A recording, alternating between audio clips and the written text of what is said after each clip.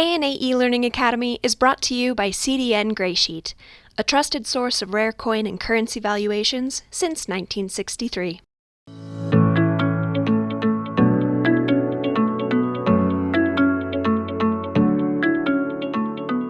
Thanks as always for joining us at the ANA's eLearning Academy.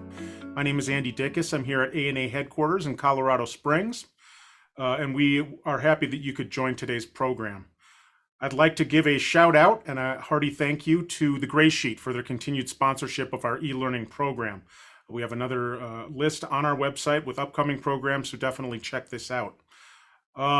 Today we have kind of an interesting niche in numismatics with Tom Carson. And Tom's going to be presenting on the Roane Iron Company, paper scrip, political scrip, and tokens, something I didn't know about until I Googled it today. So it should be interesting. Tom is a longtime educator and author of numismatics. He's a mainstay at our shows, giving presentations, as well as our e-learning academy. He's a prolific author. He's written articles for the Numismatist.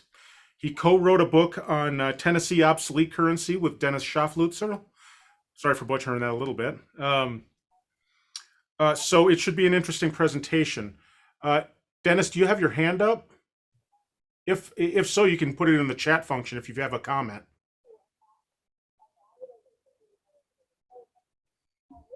No? I just saw you had your hand up, Tom. Never mind. Anyway, Tom, thanks for joining us today, and I will I'll pass it on over to Tom Carson. Thank you. Okay. As Andy says, I'm going to be doing an area of numismatics that a lot of people don't know about. In the early part of the country, money was hard to come by, so a lot of companies sort of made their own money. And we're going to be talking about one of them today, and it's got a long history and tied very much with U.S. history. Rockwood, Tennessee, and the Roane Iron Company. General John T. Wilder, famous in the Civil War, started out, he was born in upstate New York. When he was still a teenager, he went to Columbus, Ohio, and learned about iron making. Then he went to Greenwood, Indiana, and started his own iron shop. At the start of the war, he built 2 cannons and tried to organize an artillery company. Well, Indiana wasn't interested, so they created a volunteer infantry company, and Wilder joined up as a private. He was soon elected captain by his peers and went on during the Civil War to become famous. He wanted repeating rifles for his men, so he went ahead and ordered them and was going to pay for them himself. And that embarrassed the government, so they ended up paying for them. But a lot of historians miss the fact they did. It's still, you know, common knowledge that he paid for them himself. During the war, he did some prospecting and became interested in the iron deposits in Roane County. And I live in Roane County. I live in Harriman, which is another iron story. After the war, he purchased iron and coal lands and pulled together a bunch of investors, the 2 main ones being Captain Hiram Chamberlain and Major W.A. Rockwood. And they bought lands on the side of the Walden's Ridge, or Cumberland Plateau as it's more commonly called. The land had iron, coal, and limestone all right there together. He bought the lands, pulled together the people to build the furnace, and they started the first furnace in Rockwood. He ended up selling his interest in the furnace in 1871, just a few years after they got it started. But he built a second furnace for him as a contractor. He went on to be mayor of Chattanooga. Only problem was that he was out working with his iron interest, didn't show up very often.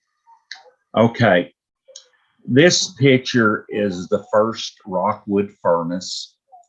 Only picture we can find of it. And over on the right is a artistic image of an iron furnace with a railroad by it. The railroad didn't come to the furnace until several years later. Okay, they first issued paper scrip in 1868, and this is the only known example from the first issue.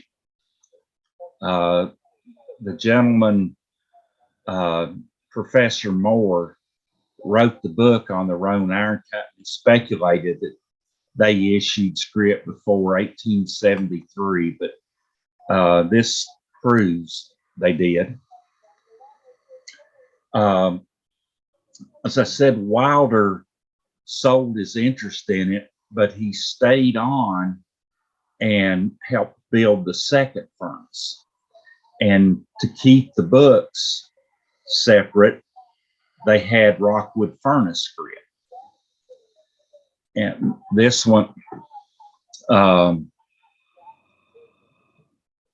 in the furnace, the second furnace scrip, some of the notes were stolen, and all the notes had a serial number on them. All of a sudden, notes started coming into the company store from serial numbers that hadn't been issued. And it was chased down and found out two people that had stolen them and forged the signatures on them. The ones with the forged signatures are the only ones known of this, and they're from the court case. They were attached to it, and they're in the archives of Roane County. So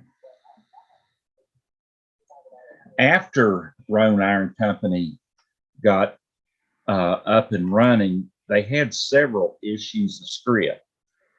Now, an employee, and you'll notice on it, not intended as circulating medium. The employees could wait on their paycheck and not have to use company scrip. But if they needed money ahead of time, the way they got it, the company issued them scrip. And at times when the financial stuff got real tight, they ended up having to pay in scrip only. Now, Rockwood started from nothing. When Wilder started, there was absolutely nothing there. So for quite a few years, the Roane Iron Company store was the only store in several miles around. Here's the 50-cent, and these have 18.7 on them. And some of them were issued with, and some of them were issued without serial numbers. So there's at least two different varieties. These are all remainders. I'm not sure where they came from, but they had 5 cent, 10 cent, 25 cent, 50 cent, $1, $2, and $5. And on the $2, the vignette is a fairly decent rendering of the Chattanooga Roane Iron Company. On the $1, it's a dream version of the Rockwood, and I'll explain the difference in the two factories in a few minutes. Here's the $5. In a lot of the Scrip, they made it look good. This Scrip is not intended to circulate media and only good in merchandise at the company store. And that over time, the employees begin to feel caught by it. And we'll get into that in a minute. Now, they had another issue in 1880. This is the 5-cent from it. Some of them had numbers already printed, serial numbers already on them. Others didn't. So, but that was a way to try to control how many they issued and to cut down on stealing the notes like had been in the past. And here's the 10 again with the printed serial numbers and with the handwritten serial numbers. Now, the biggest majority of these notes are only ones known. Dennis and I started collecting this in like 1981 or 2. So I've been collecting it for 30 years, 40 years. And I've bought the notes out of the other major collections. And these notes, the 1884 issue from Rockwood, there's only 2 known, and they're both glued into a young lady's scrapbook, and it's in the Rutland County Archives. But that's the only way the 25 and 50 cent from Rockwood are known. Okay. Earlier, let's talk about Chattanooga. During the Civil War, the federal government built a rolling mill. And the reason for it was to straighten out rails destroyed by the retreating Confederate Army. The Confederate Army, as they retreated, would get a bunch of rails, put them on a big pile of wood, set the wood on fire, and it would bend and twist the rails to where they were useless. So the federal government built a rolling mill. After the war, they sold the rolling mill to a company. Then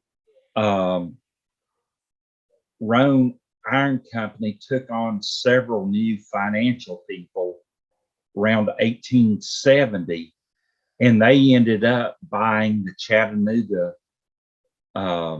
rolling mill and the land that the other investor had with it. They sold off the land and almost paid for the rolling mill. There was just one problem to it. There weren't that many rails left that the Confederates had melted and twisted. So, and the rails companies were going from iron to steel, and they couldn't make steel from the iron, the Rockwood furnace. It had too much phosphorus in it. So that mill sort of became a weight on the company for years. This is the only note known from the first issue, August 1st, 1870.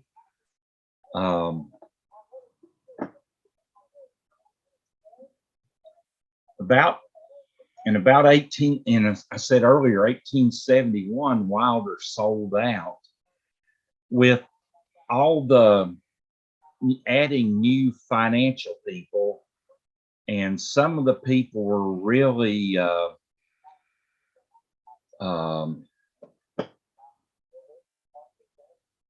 they were money people and not interested in iron. All they were interested in money. So Wilder sold out. Now, the Chattanooga store, the company evidently owned the store, but they contracted out the running the store. And the first one that we know of, a J. Bach and Son, ran the store in 1871. The 1871, the company was running the store then. By the way, this is the only one known. Davidson and Stewart Company ran the store for Roane Iron Company, and this 5 cent is the only one known on it. And this was in 1874.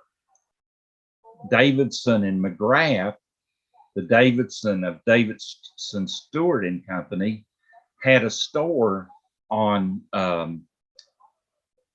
Market Street in Chattanooga. And they had it where their Scrip was also redeemable. It was redeemable at the Market Street store and the Roane Iron Company store in merchandise. So it was open to both, and they had to be somewhat competitive in Chattanooga.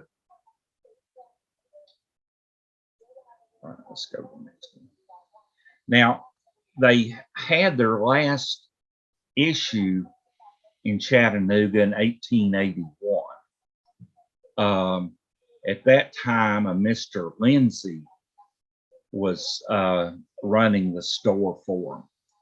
And on some of the notes, you know, they're not dated April 1st, 1881, but you'll see on them that they were canceled by the Finance Committee and on May 18th, 1881. Now, the company ended up selling the rolling mill and getting out from under it. And both of these two notes, well, the 25 center is the only one known, and the 50 center was the only one known. I think there's 2 of the $2 bill. Now, you'll notice on these, and this will come up in a minute, the signatures. H. Clay Evans. H. Clay Evans was the secretary of the company at this time period, and he signed the notes. That became a real liability. H. Clay Evans. He was a carpetbagger just like Wilder, but unlike Wilder, Wilder was an industrial man. He built stuff, and he was probably one of the biggest industrial promoters in the South. Wilder went to Europe several times and got major European money to invest in the resources of East Tennessee. H. Clay Evans was more of your typical carpetbagger. He became secretary of Roane Iron Company. He was mayor of Chattanooga 2 terms, 82, 83, and 84, 85. He won his second attempt at Congress. He lost 2 attempts at government. as governor, and the political script played a major part in it. Okay, this political script is probably from H. Clay Evans' first run. It's got 74 overwritten by 84. This is a facsimile. This is not the script itself. They had one. It had his signature on it. They made facsimiles of it and were passing them out everywhere. People would pick up something that looked like money. And on the back of it, it says, this is a specimen of H. Clay Evans's regard for the working man before he became the Roane Iron Company's candidate for Congress. So the Democrats really went after him, and he came close to winning, but the political script may actually be what cost him the election. In a little bit later, John Wilder ran. Well, they doctored the script and put J.T. Wilder on as superintendent. Well, J.T. Wilder hadn't been superintendent since 1871, and this was many years later. But then they went into, this is a copy of, General Wilder's script, which he found in Rockwood in 68, which is true. It goes on to talk about how this infamous corporation money swindled the laboring man about 62.5 cents on the dollar. They went through, it did circulate, but it circulated at a reduced rate. You could cash it out for 65 to 75 cents on the dollar sometimes. If it was used at the company store, it was stuff in the company store was high. Of course, it's the only company store in town. And it says the daddy of this script is now the Republican candidate for Congress, who fined coal miners at Rockwood $45 to join the miners union. Well, that was after Wilder had already sold out. Now, he did at times go back and consult for the company, but they got on it about the company doctor. For $1 a month per head, all you and your family could go to company doctor, and the doctor was paid $80 a month. You had 600 people. The company made a lot of money off the company doctor, and it was, I don't think they were just allowed to join up if they wanted to. I think they had to. So Wilder lost the election. H. Clay Evans lost it on the first time. Now, on the third run for Congress, this time it was H. Clay Evans again, and they made an unusual facsimile or political script. And they had two different pieces of the Roane Iron Company script. And this has quite a story on it. They had to do two pieces because they had to say so much. And they started out complaining that, this is not General Harrison's dollar, which was good enough for 2 meals a day for any working man. This is H. Clay Evans's Scrip mill, which he operated at Rockwood and Chattanooga. And he forced the Scrip on the working man until the Democratic legislature made it where they had to be paid money.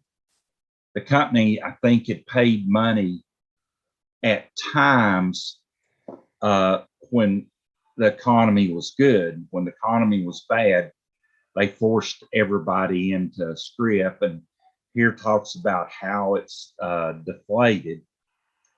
And it's the third time that the company ran somebody for Congress. Ran Evans in '84, which he almost nearly got elected, says with 8 of 4 to 600 fraudulent ballots stuffed in boxes at Chattanooga.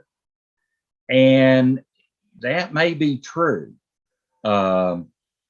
He was mayor of Chattanooga, and he awarded a lot of the people that helped stuff the ballot boxes with city jobs. '86, they ran Wilder, and then '88, they ran Evans again. And let's go on to this is on the back in a long form, and I'm going to go through it.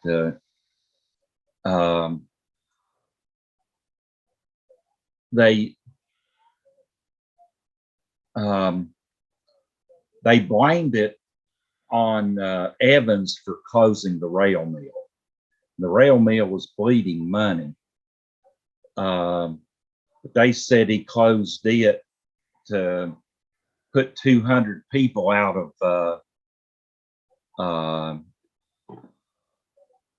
jobs, and that ended up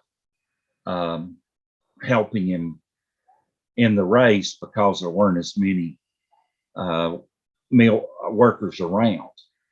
But they did close it because it had been bleeding money for a while. There's no market for iron rails. And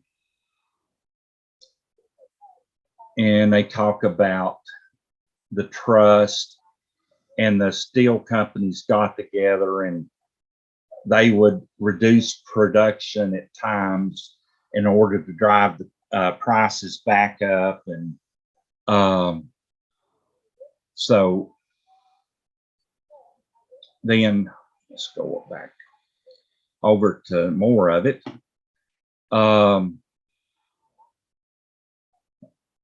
They also had agreements with them not to blacklist employees where one company didn't like them, another wouldn't hire them.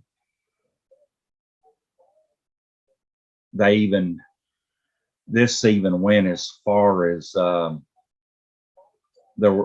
get blacklisted in Chattanooga, and you were blacklisted as far away as St. Louis.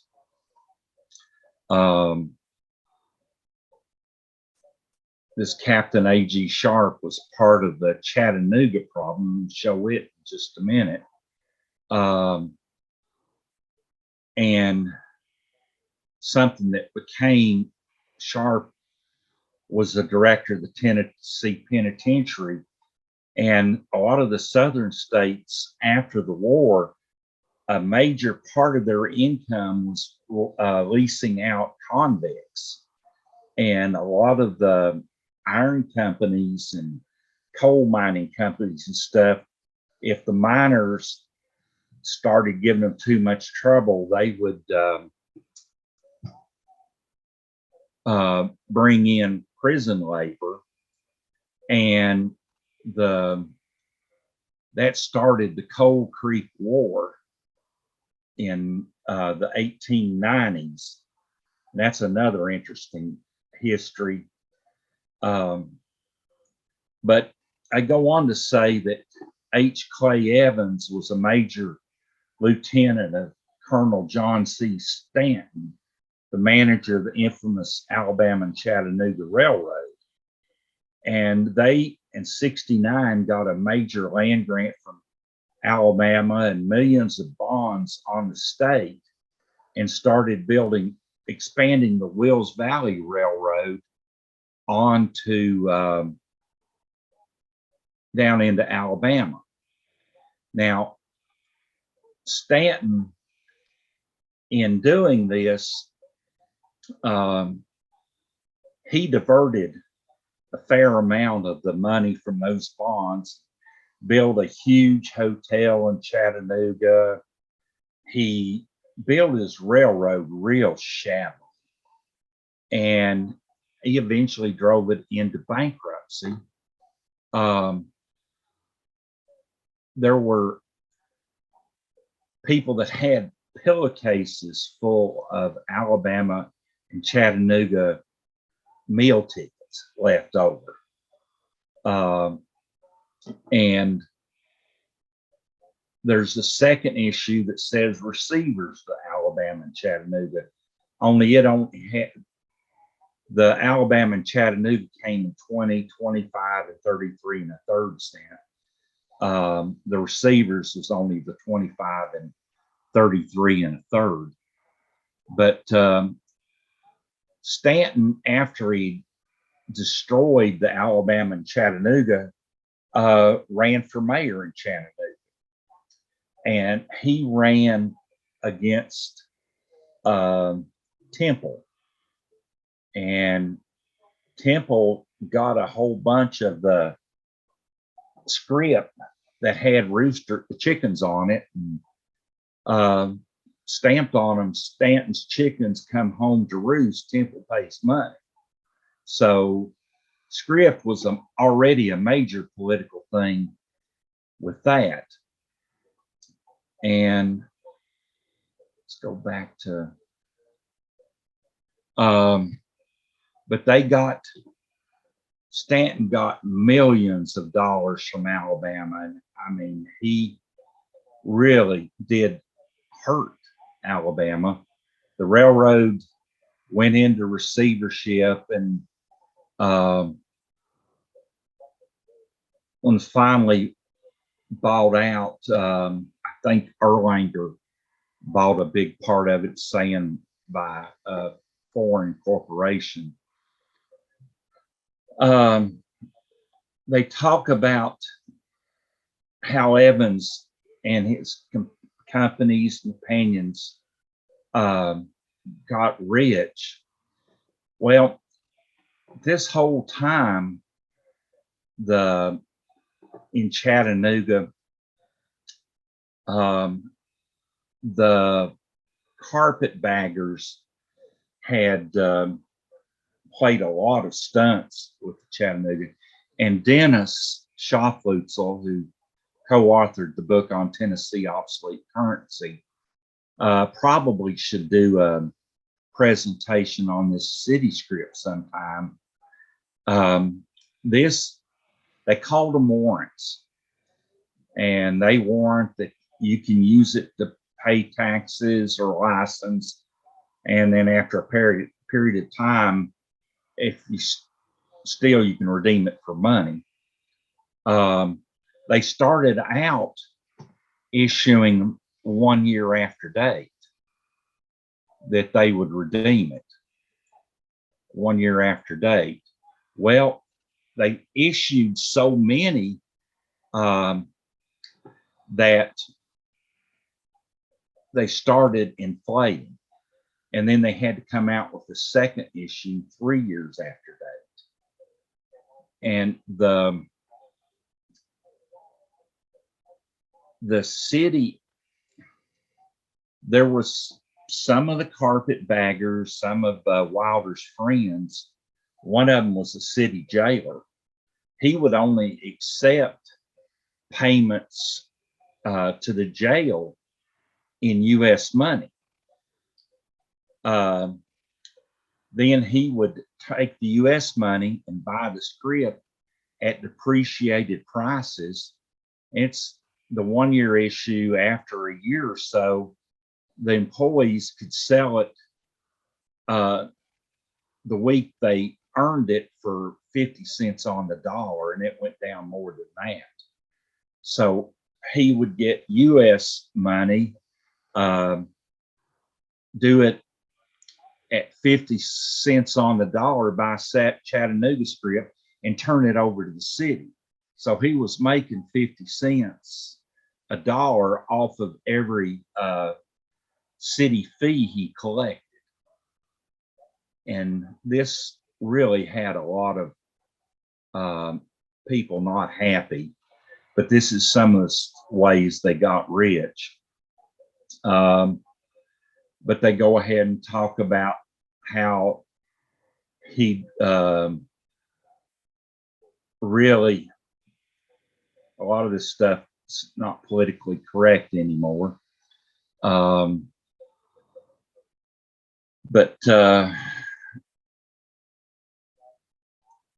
he did win the third time and ran for Congress. So that's the political Scrip. Now let's go back to get back to where I want to be. I don't use PowerPoint because I have trouble bouncing around in all this PowerPoint. Okay.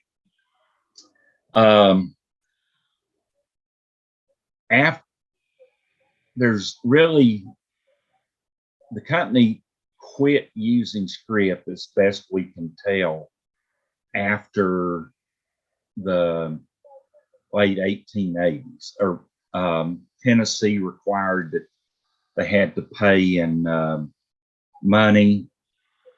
That lasted a while, but Rockwood, here's Rockwood on the side of the Walden's Ridge. Here's where they built the furnace in the city. You had Rockwood. Now, in the 1880s, a railroad came through. The first 15, 20 years, they had to ship everything by boat out of there. And early on, the railroad came, but before that, they built a narrow gauge railroad down to the Tennessee River. And then they started making their own, they started digging iron across the river, and they had their own railroad. It was chartered as the Athens and Tennessee River Railroad, and their long-term hope was they would be able to go all the way to Athens, Tennessee. There were iron mines there, but the company didn't make it that long. But that was called Chamberlain, where their headquarters was south of the river. They'd bring the rail cars down, put them on a barge, and take them down at first to the Rockwood Landing. And then in 1911, after the major railroad got there, they built a standard gauge railroad from Caney Creek up to the, it's now the Norfolk Southern Railroad. It was Cincinnati Southern, was New Orleans and Texas Pacific Railroad, but it was owned by the city of Cincinnati. And it went from Cincinnati to Chattanooga by way of Rockwood, and they convinced them to do it that way to haul their iron. and it turned out to be that's probably a better way. Then later on, about 1904, the Tennessee Central came through, and the Tennessee Central ran from Nashville to Harriman, Tennessee, and then you got the Alabama, you got the line to Chattanooga. Well, once that was in 1904, Wilder came back as they hired him to develop some iron deposits. And Wilder developed iron mines, what's called Wilder, Tennessee. And then at Monterey, Wilder's first wife died, and he was about, I think, 74 when he married his second wife, and she was many years younger than he was. She ended up becoming the first female licensed physician in Tennessee. But they built a hotel in Monterey and had a house there. In Wilder's time, he also developed properties up in around Johnson City, Tennessee, and he had tremendous overseas investment. Oh, wait a minute, I hit the wrong button. Sorry about that. So Rockwood still had the furnace, but after World War I, they started paying in scrip again. And this is Roane Iron Company and has an R on it. That means it was issued for Rockwood. If it had a C on it, means it was issued for Chamberlain. And this is after the First World War. There's also a single one noted from 1918, Roane Iron Company, Chamberlain. Now, Chamberlain was mainly just a store and a couple houses, and now it's an empty field. The old railroad bed is now a county highway, and it's sort of neat driving it because of how straight it is and how little it changed. And okay, Wilder, they have a W on it, and this was the last major project he did for them. You know, he sold out in 71, but they'd bring him back to do projects. He was really the mechanical brains and the engineering brains. I really don't think he liked to fool around with the money and the money people. He liked the money, but that just wasn't his thing. So Dennis Schafflutzel, and I've done a book on Tennessee obsolete paper money from 1880 to 1959. Now it's over 500, and it's about 530 pages, full color, library bound, and I pulled out a copy of the Roane Iron Company page. And you won't find many books full color this way. Dennis we gave it a numbering system. We also said where it came from. They're and an estimate of what they're worth. And we have every one note we could find from Tennessee. The Smithsonian let us take a scanner in there and scan everything they had.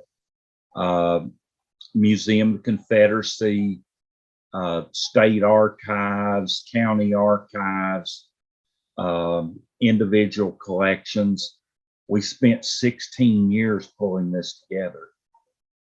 And my guess is probably 50 to 60% of the notes in it are only one known.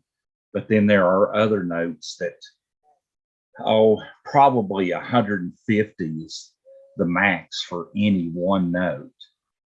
And, 150 for a coin, super, super rare. And only one known for a coin is megabucks.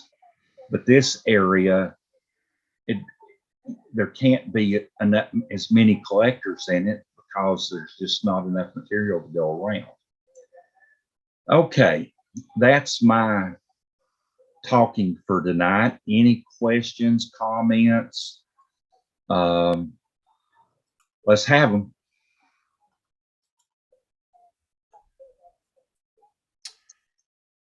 Thanks, Tom. Any questions for Tom?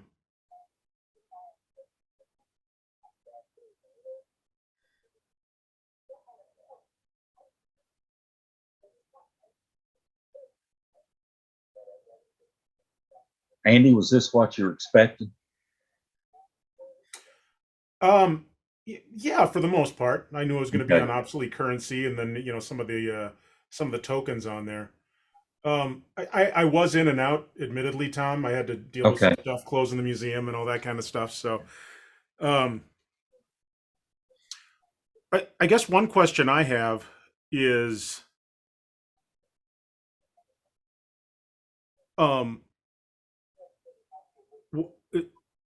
it just seemed, this obsolete currency. I guess I always think of obsolete currency to like go until the Civil War, or maybe a little bit after that, 1877 or something like that. I'm just wondering, was this legal for? I mean, you have carpetbaggers coming down. Was this legal for any company to do in Tennessee or in the South at that time? Well, it was also done in the West. There's quite a bit of it in the West. There just wasn't any money. There wasn't much money. Yeah. And I don't know the the federal government didn't issue paper money until the Civil War. So Right. before that, it was all local banks, insurance companies, and different trusted groups. And there was a lot of hanky panky with it, but there's, notes back to the 1800s, and they were still doing some of it as late as 1959 and 60.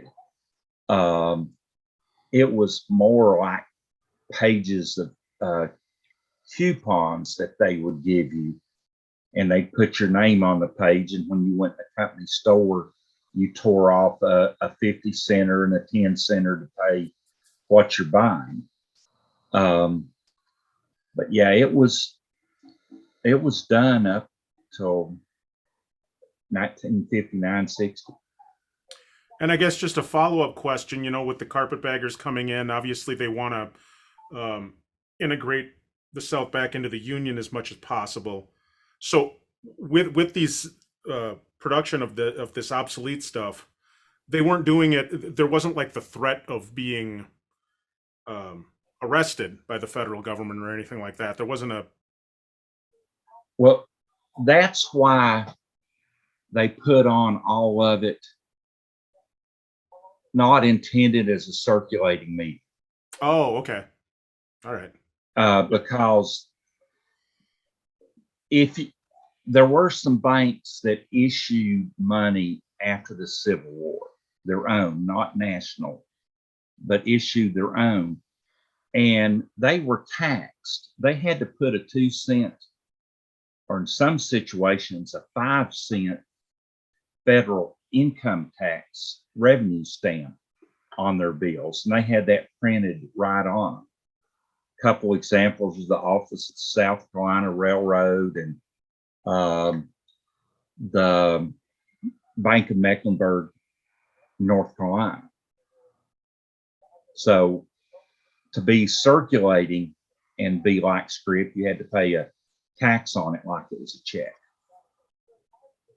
All checks from 1862 to 83 were taxed at 2 cents by the IRS.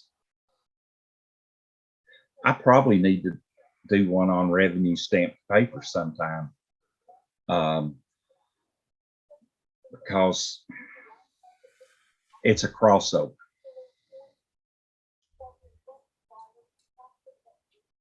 Thanks, Tom. Anybody else have anything for Tom? Again, we put all of our e-learning presentations on our website and also our YouTube page. So if you'd like to share this with friends, like-minded collectors, please do. We'll spread the word out. And please keep in mind for future presentations, we've got a few going on in December and then a bunch in January, including another one from Tom. So we appreciate you joining us for the eLearning Academy again. We appreciate the Gray Sheet again for the continued sponsorship of this program. And thanks to you, Tom. Keep them coming. We appreciate you educating our members and the numismatic community and all that good stuff. So we'll be in contact soon. Thank you. Good night. Merry Christmas. Merry Christmas. Happy holidays, everybody. Thank you.